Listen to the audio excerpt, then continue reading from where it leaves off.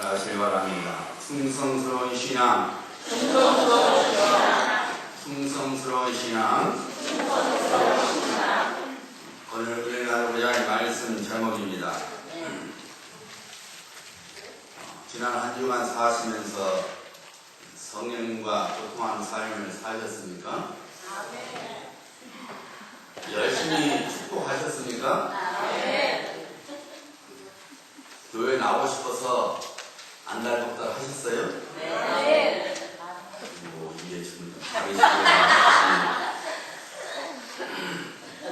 여러분, 말씀을 듣고 지키는 자가 돼야 합니다. 네. 그래야 신앙이 자라고 여러분의 삶 속에서 기사와 표의 역사가 일어납니다.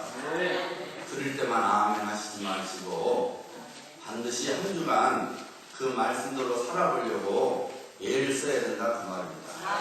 그래야만 내 신앙이 자라게 되어 있고 그래야만 내 신앙 속에 열매가 맺어집니다. 오늘 제목이 뭐라고요?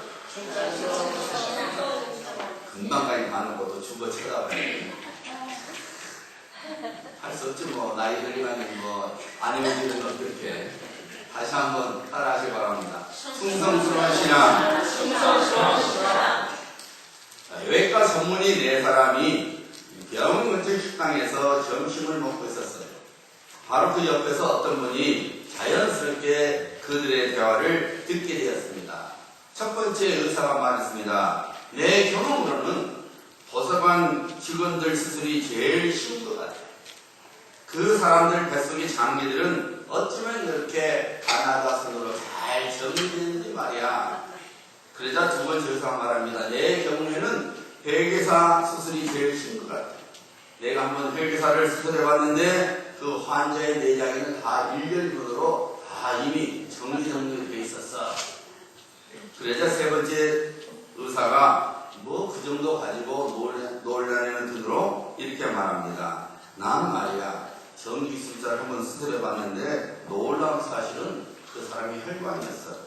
그의 혈관은 다 색깔별로 구분되어 있더라니까. 그러자 네 번째 의사가 가만히 다른 의사들의 이야기를 듣더니 정말로 수술하기 쉬운 사람이 있었다고 하면서 더 이상 쉬운 환자가 있으면 말해보라는 표정으로 이렇게 말했습니다. 여보게들, 내가 소개하는 이런 정치인보다 더 쉬운 수술된 부상자가 있으면 말해봐.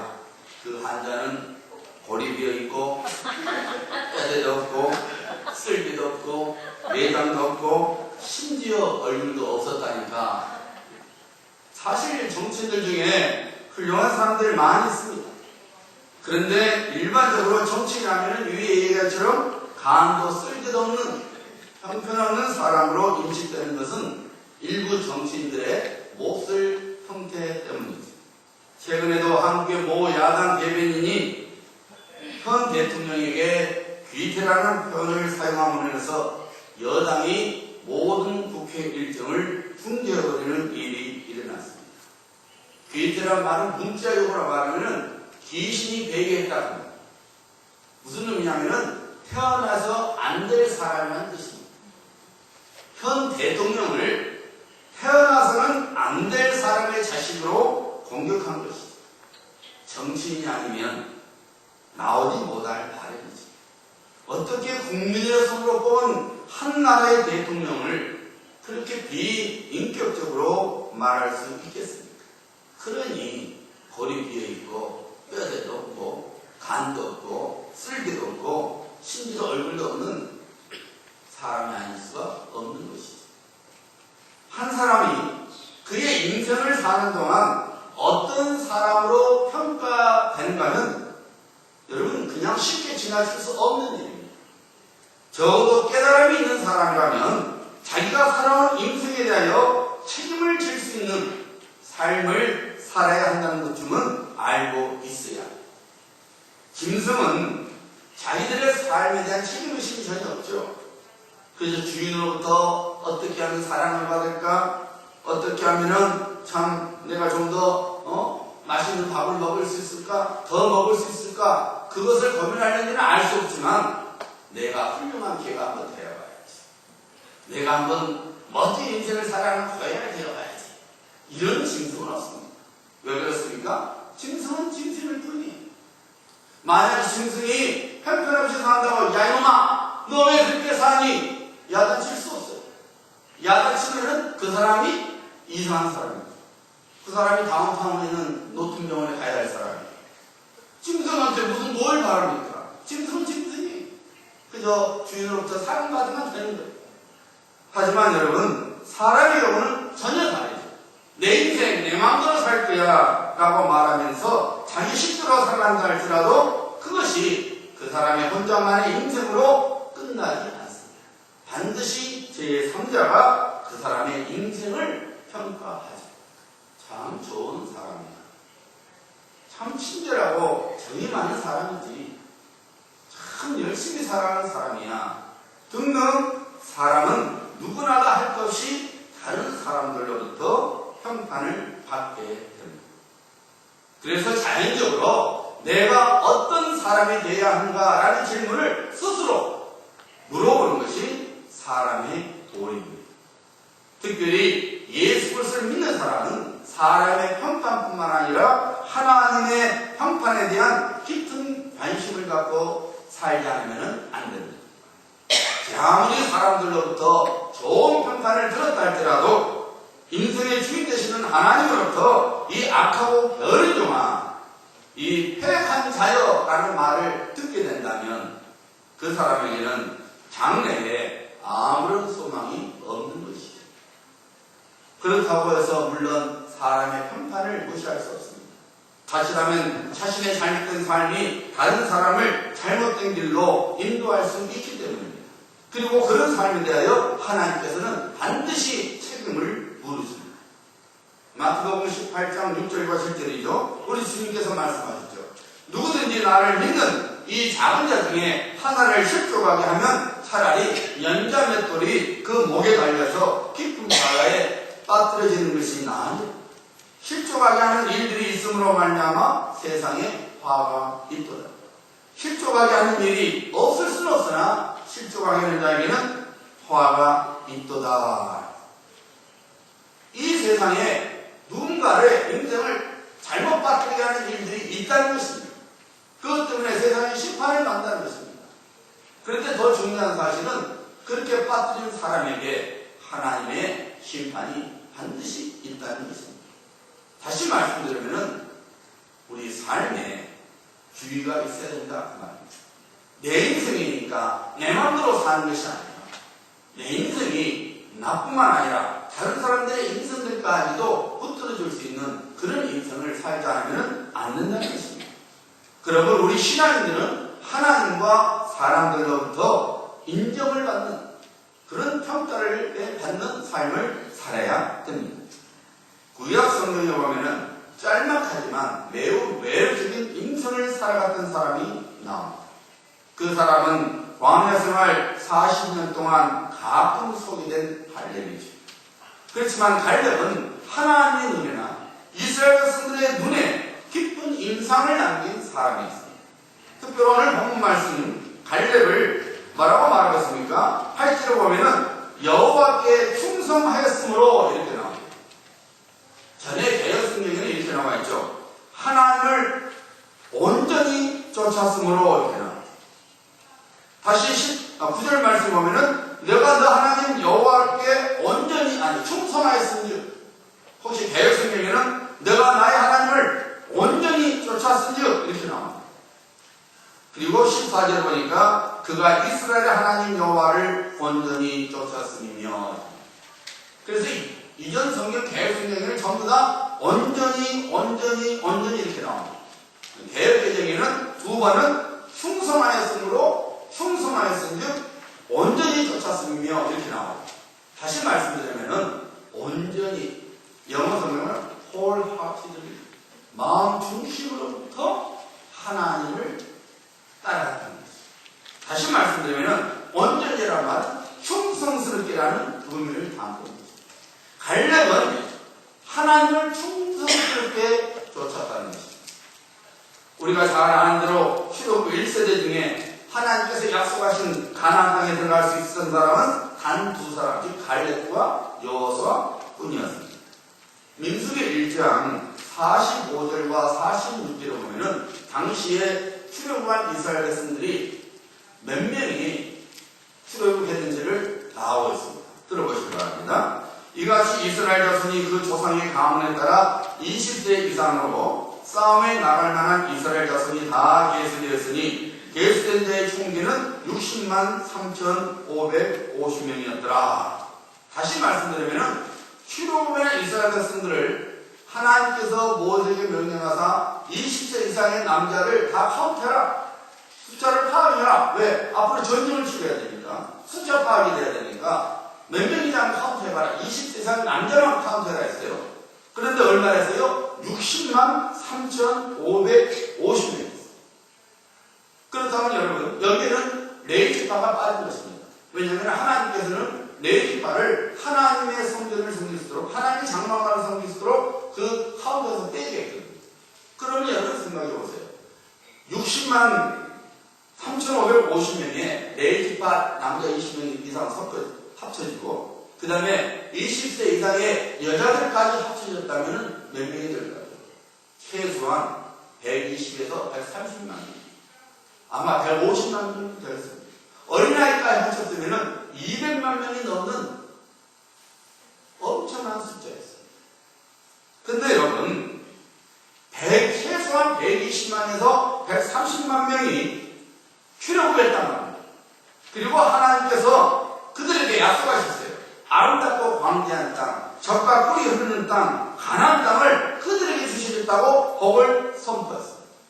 그런데 정작 그 하나님의 복을 받은 사람은 단 두 사람뿐이었어요. 130만 명 중에 두 사람만이 하나님께서 약속하신 가나안 땅을 복으로, 기업으로 삼게 되는 거죠. 놀라운 일이죠. 우리가 그리스도 예수 안에서 구원받은 것을 영적 출애굽이라 합니다. 우리 모든 누구든지 영적 애국 생활, 노예 생활을 가졌습니다.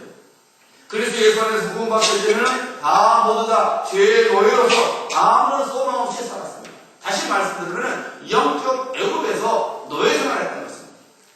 그런 우리들을 하나님께서 은혜와 사랑 가운데서 그리스도 예수 안에서 구원해 주시사 더 이상 죄의 노예가 아니라 하나님의 자녀가 되었습니다. 더 이상 죽음으로 끝나는 절망성이 있는 자가 아니라 영생을 소유하는 소망의 자리에 하나님께서 우리를 두셨습니다. 바로 이것이 영적 출애굽이요 곧 구원입니다. 하나님께서는 영적 출애굽한 우리들에게, 하나님의 백성들에게 약속의 복을 선포하셨습니다. 이 땅에 주님의 복을 뿐만 아니라 천국의 복, 신령한 복을 허락하여 주셨습니다. 그래서 우리 예수님께서 말씀하셨습니까? 내가 온 것은 너희로 하여금 생명을 얻게 할 뿐만 아니라 더 풍성한 삶을 얻게 하려 함이라. 하나님께서 우리에게 오신 것은 신령한 복, 천국을 기억하는 법을 주셨을 뿐만 아니라 우리 주님께서 이 땅에 와서 오신 것은 우리가 이 땅 위에서 주님의 은혜 가운데서 풍성한 삶을 살기를 원하셨다는 것입니다. 여러분, 하나님께서 하나님의 백성들인 우리에게 약속하신 복은 신령한 복과 이 땅의 복 두 가지를 다 포함시키고 있습니다. 비록 하나님의 복이 하나님의 모든 자녀들을 위하여 준비되었지만, 그렇다고 해서 모두 다 그 복을 자동적으로 자신의 것으로 삼을 수는 없습니다. 마치 젖과 꿀이 흐르는 가나안 땅을 하나님께서 복으로 주시겠다고 적어도 120만, 130만 명 되는 이스라엘 백성들에게 약속했지만 그 복을 차지한 사람은 단 두 사람만이 차지한 것처럼 말입니다. 오늘날 수많은 사람들이 인생의 실패를 다른 사람이나 혹은 환경을 탓합니다. 나도 돈 많은 부모를 만났어요. 나도 저 사람처럼 금수저를 입에 물고 태어났으면 내가 이 고생 안 하겠네. 내가 저 화상 같은 저 왼수를 만나지 않았으면 내가 이 모양 이 꼴에 안 했네. 나도 이런 환경에서만 태어나지 않았으면, 이런 환경에서 살지 않았으면 멋진 인생을 살 수 있었을 텐데. 에이구, 다 팔자 속 아니지. 이렇게 말을 하죠. 이런 불평은 전혀 틀린 말은 아닙니다. 가끔 맞는 경우가 있어요. 그런데 여러분, 우리들이 그런 불평을 하기 전에 우리 인생길을 살펴보는 지혜를 가져야 합니다. 우리들이 원치 않은 인생을 살아가고 있을 때에 무작정 제3자나 환경이나 운명을 탓하기 전에 정작 나로 인하여 내가 그런 인생을 살고 있지는 않는지 살펴봐야 합니다. 에드 시스맨이라는 시인이 이런 시를 썼어요.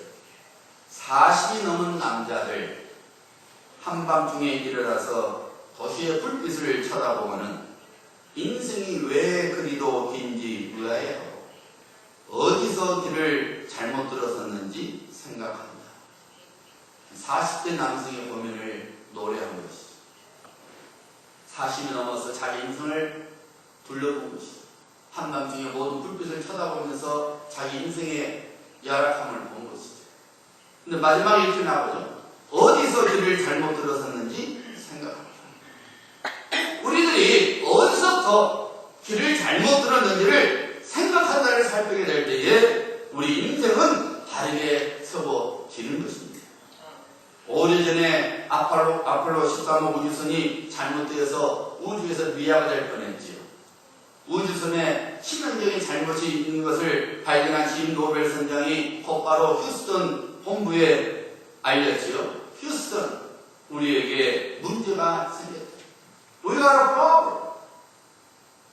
이 말은 오늘날 미군들이 즐겨 쓰는 말이 되어버렸습니다. I got a problem. 우리에게 문제가 생겼어. 나에게 문제가 생겼어. 그런데 여러분, 나에게 문제가 생겼다고 인식하게 될 때에 그 문제가 고쳐지는 출발점이 되는 것입니다. 우리가 하나님의 자녀로서 약속된 복을 받지 못하는 인생을 살아갈 때 우리는 제일 먼저 우리에게 문제가 생겼다고 깨달아야 합니다. 문제가 생겼음에도 불구하고 그것을 깨닫지 못하거나 그 문제를 무시하게 되면 우리 인생은 잘못된 길에서 돌이키지 못하고 결국 실패에 하루에 이르고 마는 것입니다. 여러분, 혹시나 교회 생활이 힘들거나 혹시나 교회 생활이 실증나거나 혹은 교회 생활이 싫어질 수 있습니까? 혹시나 하나님의 말씀이 여러분에게 은혜의 말씀으로 다가오지 않습니까? 여러분, 그것을 누구 탓으로 돌리기 전에 그 문제가 나로부터 출발되고 있음을 인정하지 않으면 그 문제는 해결되지 못하고 오히려 그 문제 때문에 나의 믿음 생활과 나의 교회 생활은 본드박질 밑으로 떨어지고 만다는 것을 깨달아야 합니다. 내가 하나님께 은혜 받지 못한 것 환경 탓 아닙니다. 교회 탓 아닙니다. 목사 탓 아니에요. 내 탓이에요. 따라해보세요. 내 탓이다. 내 탓이다. 양심을 찔려서 못합니까?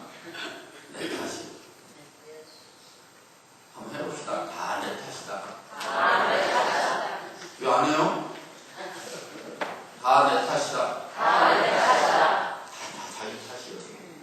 누구 말할 거 없습니다.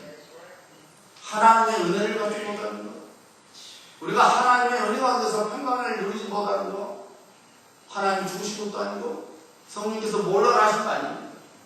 내가 성령과 교통하지 못하고 내가 하나님의 은혜를 구하지 못하기 때문입니다. 여러분, 하나님께서 그리스도 예수 안에서 우리를 그의 자녀로 삼아주신 구원의 선물은 신분의 변화만을 의미하는 것이 절대로 아닙니다. 우리 인생의 질을 변화시키는 법을 선포하셨습니다. 우리 예수께서 말씀하셨어요. 내가 온 것은 양으로 생명을 얻게 하고, 이건 신분 변화입니다. 죄악 가운데 죽었던 인생이 천국을 기업으로 받는, 영생을 선물로 받는 신분 변화입니다. 우리 주님께서 말하셨습니까? 더 풍성이 얻게 하는 것이라. 우리의 신분 변화뿐만 아니라 우리 인생의 퀄리티가, 질이 좋아지게 된다는 것입니다. 우리 예수님께서 오신 목적은, 우리 주신 구원은 우리가 영생의 선물을 받을 뿐만 아니라 우리 인생을 풍요롭게 하신다는 것입니다. 아름답게 하신다는 것입니다. 우리의 인생의 질을 바꿔주는 것입니다. 만약에 우리가 그리스도 예수 안에서 풍성한 삶, 즉 인생의 열매들을 맺지 못하는 삶을 살고 있다면 우리는 하나님의 복을 놓치고 있는 것입니다. 120만 명이 넘는 작년의 사람들이 출애굽의 은혜를 입었지만 하나님의 또 다른 은혜, 즉 가나안 땅에 들어가는 그 복을 받지 못했던 것처럼 말입니다. 오늘 아침엔 하나님의 약속의 복을 붙잡은 갈렙의 신앙을 통하여 우리 역시 우리를 향한 하나님의 약속의 복을 누려야 합니다. 양과 생명을 얻게 할 뿐만 아니라 더 풍성히 얻게 하려는 이 하나님의 약속된 복을 우리가 차지해야 되는 것입니다. 갈렙은 그러면 어떤 신앙을 소유하고 있었습니까? 어떤 신앙을 소유하고 있었길래 하나님께서 약속하신 복을 받는 두 사람 중에 한 사람이 될 수 있었느냐 그 말입니다. 성경은 갈렙을 하나님을 온전히 좇는 신앙인이었다고 증거하고 있습니다. 이것은 갈렙이 그렇게 고백했을 뿐만 아니라 모세가 인정을 했고 그리고 하나님께서 그렇게 인정을 했습니다. 본 말씀 8절에서 갈렙이 말했죠. 내가 하나님 여호와를 온전히 충성하였으니 모세가 말했어요. 너가 하나님 여호와께 충성하였으니 그 다음에 하나님께서 성령을 통하여 말씀하시죠. 너가 온전히 하나님을 쫓았으니. 다시 말씀드리면 갈렙은 어떤 신앙을 갖고 있느냐? 하나님 앞에 충성스러운 신앙을 갖고 있었다는 것입니다. 그러면은 그 충성 신앙이 무슨 신앙입니까? 무엇이 충성스러운 신앙입니까? 갈렙의 신앙의 내용이 무엇이길래 하나님께서 그를 가리켜서 너는 충성스러운 신앙이라고 말씀하셨습니까? 첫 번째로 여러분, 충성스러운 신앙은 하나님의 말씀을 붙잡는 신앙입니다. 따라하시기 바랍니다. 충성스러운 신앙은 하나님의 말씀을 붙잡는 신앙이다. 갈렙이 나이 40세에 그는 다른 11명과 함께 가데스 바네아에서 가나안 땅의 정탐꾼으로 들어갔지요. 그 12명이 가나안 땅을 두루 살피고 다시 가데스 바네아에 돌아온 후에 모세와 이스라엘 백성들에게 보고를 했습니다. 그들의 보고 내용이 무엇이었나요? 오늘 본 말씀 8절이 그 보고 내용의 성격을 말해주겠습니다. 보시기 바랍니다. 나와 함께 올라왔던 내 형제들은 백성의 간담을 높게 하였으나 10명의 정탐꾼의 보고 내용은 출애굽한 이스라엘 백성들을 두려움의 자리로 몰아갔다고 말하고 있습니다. 그들의 실제 보고가 민수기 13장 32절과 33절에 나오고 있습니다. 이스라엘 자손 앞에서 그 정탐한 땅을 악평하여 이르되 우리가 두루 다니며 정탐한 땅은 그 거주민을 삼키는 땅이요 거기서 본 모든 백성은 신장이 장대한 자들이며 거기서 네피림 후손인 아낙 자손의 거인들을 보았나니 우리는 스스로 보기에도 메뚜기 같으니 그들의 보기에도 그와 같았을 것이니라. 여러분, 이 말씀을 간단하게 말씀드리면 가나안 땅은 그림의 떡이었다 그 말입니다. 도저히 차지할 수 없는 그런 땅이었다고 10명의 정탐꾼이 이스라엘 백성들에게 보고를 드렸습니다. 이 보고를 듣고 이스라엘 백성들이 밤새 통곡을 했습니다. 그도 그럴 것이 가나안 땅에 들어갈 기도 속에서 힘든 광야 생활을 참아왔는데 이제는 내가 지은 집에서 그리고 내 땅에서 농사 짓고 편안히 살 줄 알았는데 갑자기 그런 것이 마치 호랑이 입속에 들어가는 처지가 되어버렸으니 얼마나 이스라엘 백성들이 실망했습니까? 그들의 분위기가 아주 심각한 상태에 이르렀죠. 자칫하면 사람을 죽이는 살벌한 분위기가 되어버렸습니다. 그때의 갈렙의 취한 행동이 무엇이었습니까? 실제로 눈앞의 현실은 다른 10명의 정통꾼 말 그대로였죠. 조금 더 거짓이 없는 실제적인 보고였습니다. 그런데 갈렙은 그런 상황보다는 하나님의 말씀, 하나님의 약속의 말씀을 붙잡았습니다. 그가 뭐라고 했습니까? 다만 여호와를 거역하지 말라. 여호와는 우리와 함께 하십니다. 여호와를 거역하지 말라는 무슨 말이에요? 하나님께서 우리에게 너희들이 받는 땅을 너희들에게 복으로 주겠다 한 그 말을 거역하지 말라는 것입니다. 10명의 정탐꾼은 그 땅에 살고 있는 정말로 기고에 장대한 사람들을 보면서 그야말로 하늘을 치솟는 서목들을 보면서 야, 그림의 떡이구나. 우리가 뭔 재주로 저 사람들과 싸워서 이기고 저 성을 깨뜨릴 수 있겠는가? 땅을 차지할 수 없지. 우리가 봐도 메뚜기 같은데 저 사람들 보기에는 더 하겠지 뭐 하면서 환경에 실망하고 낙심하고 절망해서 살벌한 분위기 속에서 갈렙이 하는 말이 강한 여호와를 거역하는 말이다. 여러분, 이런 신앙 고백은 평소에 같으면 아무나 할 수 있습니다. 그리고 별 이슈가 안 됩니다. 그런데 여러분, 이런 갈렙의 고백은 상황에 따라 달라요. 지금 어떤 분위기입니까? 모든 이스라엘 백성들이 낙심하고 절망하고 두려워하고 이제 우리 인생 어쩌지? 폭발 직전이었어요. 광야 생활 40년 생활이 헛되었구나 생각하니까 폭발 직전이었어요. 그래서 핑계거리가 생기면은 정말 사람을 죽일 수 있는 그런 순간이었어요. 실제 여러분, 갈렙이 그런 말을 했을 때 민수기 14장에 보면은 그런 갈렙을 향해서 이스라엘 백성들이 돌로 쳐 죽이려고 했습니다. 그러니까 갈렙이 했던 신앙 고백은 자신의 생명을 담보로 내놓은 고백입니다. 그냥 쉽게 하는 사람입니다. 내가 그런 고백하면 저 사람들이 나를 죽일 수 있는 그런 상황 속에서 갈렙은 그럼에도 불구하고 하나님의 말씀을 온전히 쫓았던 것입니다. 하나님은 그런 갈렙을 기뻐했어요. 하나님의 귀에 들린 대로 갈렙에게 복을 선포해 가나안 땅에 들어가도록 허락하셨고 그에게 해당된 땅을 기업으로 받게 하셨습니다. 사랑하는 성도님들, 평소에 아무렇지도 않을 때는 하나님의 말씀을 붙잡고 살아갑니다. 선포된 하나님의 말씀에 아멘을 하고 말씀을 읽으면서 하나님께 대한 신앙을 키워나갑니다. 그런데 정작 하나님의 말씀을 붙잡아야 할 상황이 일어날 때에 많은 사람들이 하나님의 말씀보다는 자신의 감정을 쫓아가고 환경을 쫓아갑니다. 하나님의 말씀에 매달리기보다는 현실에 파하고 맙니다. 정작 누군가를 용서해야 하는 그 신앙을 필요할 때에 사람 가운데서 영접하라는 하나님의 말씀을 붙잡지 않습니다. 이 팔뚝만 굽냐? 나도 굴려. 용서하지 않습니다.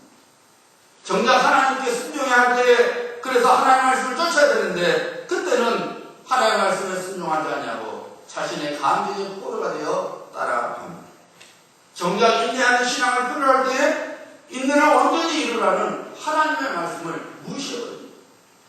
정작 겸손해야 할 때에 교만은 하나님께서 미워하신 것이라는 그 말씀을 놓쳐버리고 어떻습니까 여러분? 여러분 정말로 하나님의 말씀을 붙잡아야 할 그때에 하나님의 말씀을 붙잡고 살아가시고 계십니까? 여러분들이 말씀을 드릴 때는 아멘, 목사님 은혜 받았습니다. 그러죠? 그런데 여러분 삶 속에서 그 말씀에 따른 열매가 맺어지고 있느냐? 여러분 주님께서 말하는 말씀하세요. 누구든지 내 말을 듣고 지키는 자는 반석위에 집을 지은 것 같고 내 말을 듣고 지키지 않는 자는 모래 위에 집을 지은 것과 같다. 무슨 말씀이에요 여러분? 모래에 인생의 집을 지으면 필요 없다고 말합니다. 다시 말씀드리면 여러분이 아무리 말씀을 듣고 그 순간에 은혜를 받았다 할지라도 여러분이 인생의 삶 속에서 실제 삶 속에서 그 말씀에 순종하지 않으면 그 말씀대로 따라가지 않으면 아무리 열매가 맺어지지 않는다는 것입니다. 그만큼 여러분 말씀을 듣는 것도 중요하지만 말씀을 지키는 자가 중요한 것입니다. 우리 예수님께서 그래서 이 말씀을 듣고 지키는 자에게 복이 있다고 말씀하신 것이 바로 거기 있는 거예요. 여러분 우리가 말씀을 들었으면 그 말씀 통해서 복을 받아야 되잖아요. 누가 복을 받는다고 여러분? 그 말씀을 듣고 지키는 자. 정말로 하나님의 말씀을 붙잡아야 할 그때에 내가 참아야 된다. 내 마음이 교만이 솟고 있을 때에 하나님의 말씀을 붙잡아서 겸손해져야 된다.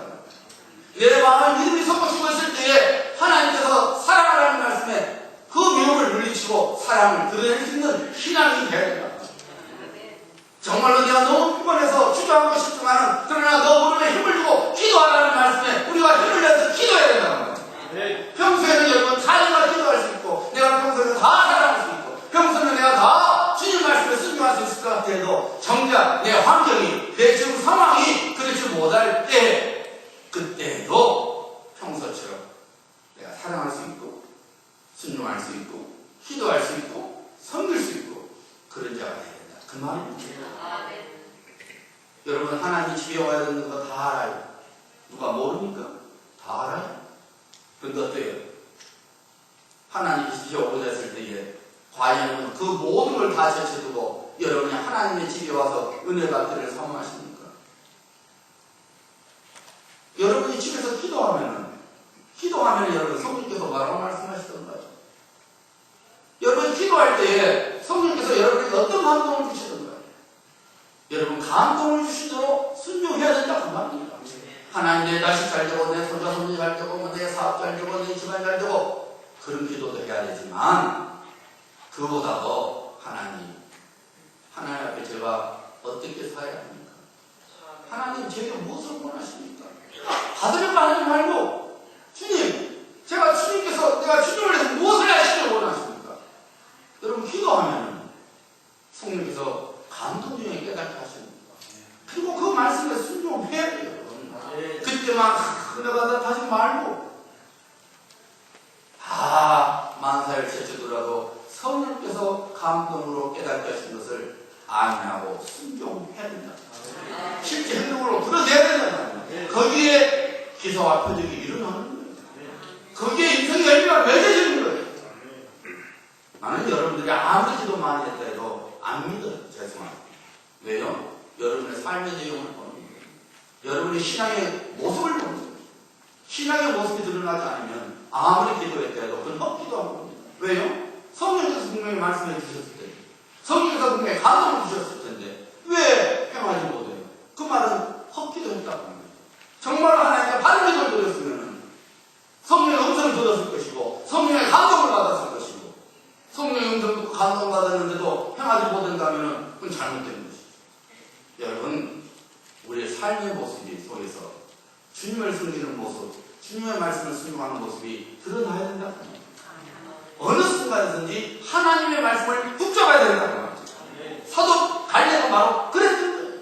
모든 사람들이 살면서 자기를 죽여가는 그 상황 속에서도 하나님의 약속의 말씀을 붙잡았다는 것입니다. 여러분 하나님의 말씀을 붙잡고 사는 것은 곧 하나님의 능력을 의지하는 것을 의미합니다. 현실을 붙잡는 것은 곧 나의 능력을 믿고 사는 것을 의미합니다. 하나님께서는 하나님의 백성인 그의 자녀들이 하나님을 왕으로 모시고 살기를 기뻐하십니다. 그래서 하나님의 권위를 인정하고 하나님의 말씀에 순종하고 하나님의 능력을 의지하며 살아가기를 우리 하나님께서는 기뻐하십니다.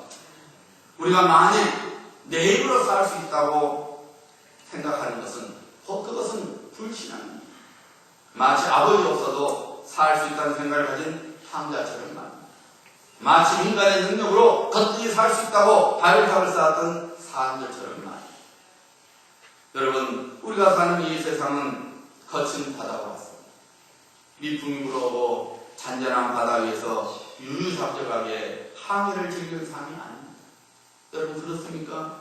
여러분 인생이 살랑살랑 바람이 불어오고 살랑살랑 유유자적하게 배 타고 가는 그런 인생입니까? 아닙니다. 그럴 때도 있지만은 폭풍이 불어올 때가 있고 비바람이 몰아칠 때가 있고 파도가 거슬 때가 있는 것이 인생입니다. 마치 다니엘 세 친구들처럼 푸른 불 속에 던져짐을 당하는 처지에 이르기도 하고 마치 다니엘처럼 사자굴에 던져지는 그런 환경을 만나기도 하고 마치 가나안 땅에 살고 있는 힘센 사람들과 싸워야 하는 그런 환경 속을 우리가 만날 때도 합니다. 이것이 우리 인생이에요. 광야 같은 인생이기 때문에 우리 인생은 거친 것이 더 많아요. 불편한 것이 더 많아요. 두려울 것들이 더 많습니다. 이것이 우리 인생입니다. 이런 험악한 인생을 이기는 길은 하나님의 말씀을 붙잡는 것 외에는 없습니다. 하나님의 능력과 선하심을 믿어야 되는 것입니다. 중요한 사실은 하나님의 말씀을 붙잡는 자에게 하나님께서는 반드시 그의 놀라운 구원을 보여주십니다. 약속하신 복을 누리게 하는 것입니다. 하나님께서는 히브리서 2장 중소리로 말씀하시죠. 하나님께 나아가는 자는 반드시 그가 계신 것과 또한 그가 자기를 찾는 자들에게 상 주시는 이심을 믿어야 할지니라. 믿음이 있다면 하나님 분명히 살아계신 하나님, 이걸 믿어야 된다는 것입니다. 그리고 그 살아계신 하나님을 내가 찾을 때에 하나님께서 상급으로 갚아주시는 하나님, 구원해주시는 하나님, 복주시는 하나님을 믿어야 된다는 것입니다. 이것이 바로 믿음이라는 것입니다. 이 믿음으로 살아가는 자를 하나님께서 사랑하시고 기뻐하시고 그의 귀에 들리는 대로 하나님께서 역사하시는 것입니다. 하나님 앞에 충성했던 갈렙의 고백을 들어보세요. 12절 하반부 말씀이죠. 그곳에는 아낙 사람이 있고 그 성읍들은 크고 황무하다 할지라도 여호와께서 나와 함께 하시면 내가 여호와께서 말씀하신 대로 그들을 쫓아내리라. 갈렙은 아낙 자손을 가지 않았습니다. 환경을 가지 않았습니다. 자기에게 주신 하나님의 말씀을 붙잡았던 것입니다. 바로 이 신앙이 충성스러운 신앙입니다. 이 신앙을 우리가 가져야 합니다. 두 번째로 충성스러운 신앙은 하나님께서 주신 은사를 사용하는 신앙. 따라하시기 바랍니다. 충성스러운 신앙은 하나님께서 주신 은사를 사용하는 신앙이다. 갈렙은 하나님으로부터 특별한 은혜를 입었는데 그것은 나이가 85세에도 불구하고 여전히 정탐꾼으로 파송받았던 40세 같이 힘을 소유하고 있었습니다. 11절이죠. 보시기 바랍니다. 모세가 나를 보내던 날과 같이 오늘도 내가 여전히 강건하니 내 힘이 그때나 지금이나 같아서 싸움이나 출입에 감당할 수 있으니. 갈렙은 다른 지파들이 정복하기를 꺼려하는 아낙 자손이 살고 있는 헤브론을 자기 지파의 기업으로 삼기를 원했습니다.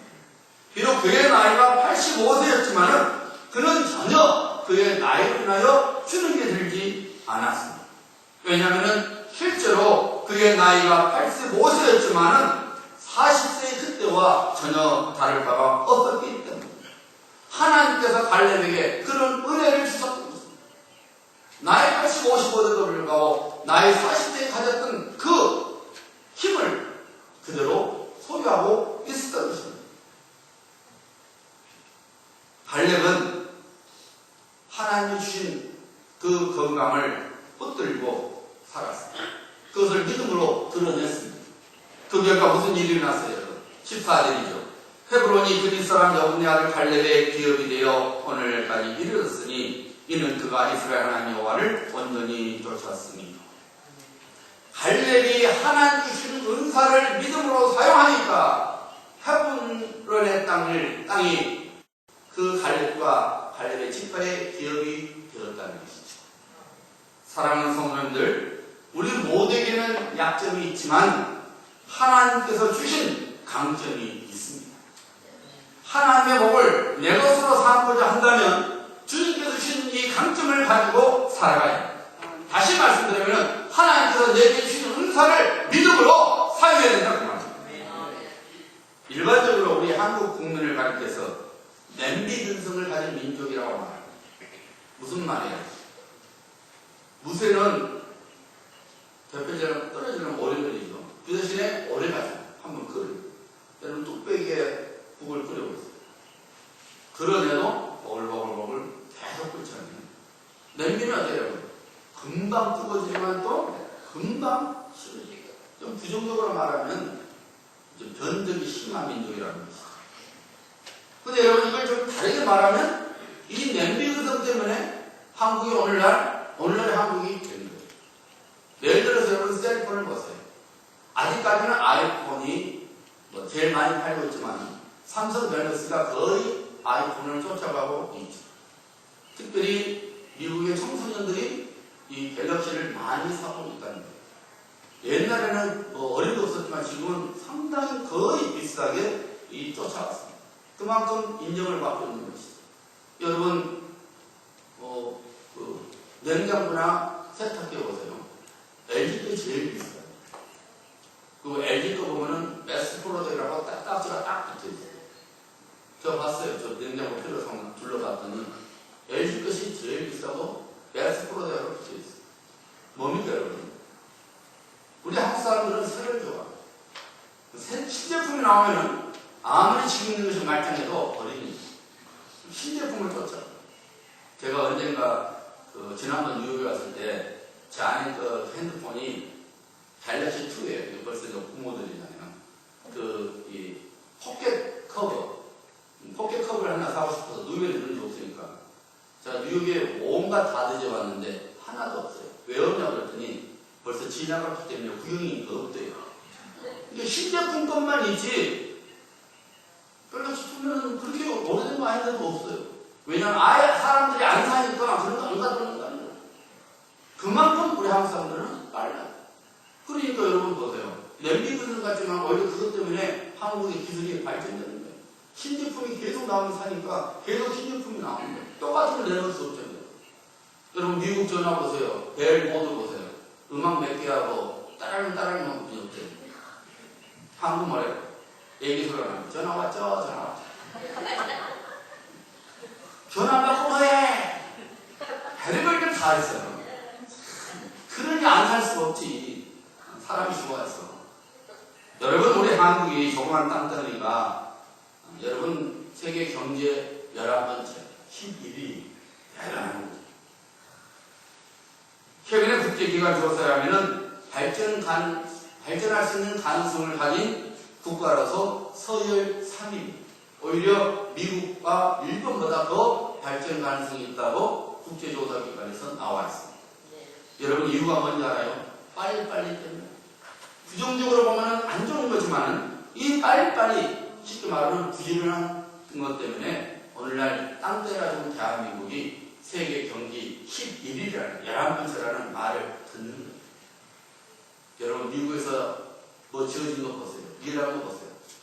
복장 터지죠. 우리 한국 같은 벌써 끝난 거예요.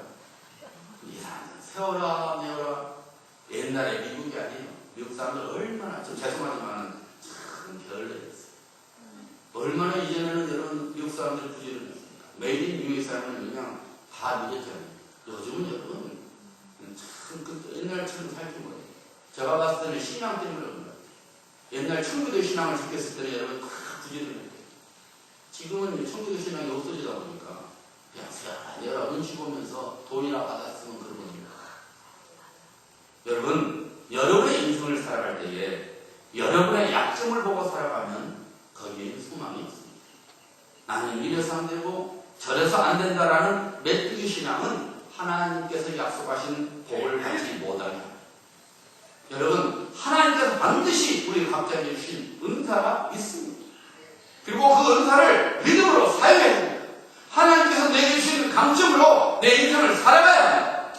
내게 있는 강점이 하나님께로부터 왔음을 깨닫고 그 강점으로 믿음에 도전을 하는데 절대로 주저하지 말아요. 여러분 예수 믿는 사람이나 예수 안 믿는 사람이나 겉모습으로는 구별이 안 됩니다. 생활을 들어가 보면 그저 비슷비슷합니다. 그러나 다른 점이 반드시 있지요. 그것은 무엇으로 사느냐? 하나님께서 주신 은혜와 힘으로 사느냐? 아니면 나의 힘으로 살아가느냐에 따라서 신앙인과 불신앙인의 차이가 드러납니다. 신앙인은 하나님이 주신 은혜와 힘으로 사는 겁니다. 하나님이 내게 주신 은사가 무엇인지를 깨닫고 주신 은사를 가지고 믿음으로 담대하게 살아가는 것이 바로 하나님의 백성의 삶이라고 말합니다. 그래서 보험에는 유명한 말을 남겼죠. 그리스도인이란 그리스도 안에서 나를 발견하는 사람이다. 예수 믿는 사람은 내 안에서 나를 발견하는 것이 아니라 오늘 세상 사람들이 말하는 것처럼 부지런한 자라고 하는 것처럼 네가 신이다. 부지가 필요 없다. 네 인생을 니를 알아. 하지만 신앙인은 내 안에서 나를 보는 것이 아니라 그리스도 안에서 나를. 이것이 바로 신앙이라는 것입니다. 우리들이 그리스도 예수 안에서 살아가도록 하나님께서 우리에게 주신 은혜의 선물이 있습니다. 곧 은사가 있습니다. 그것을 사용할 줄 모르면 하나님의 복과는 아무런 상관이 없게 되는 것입니다.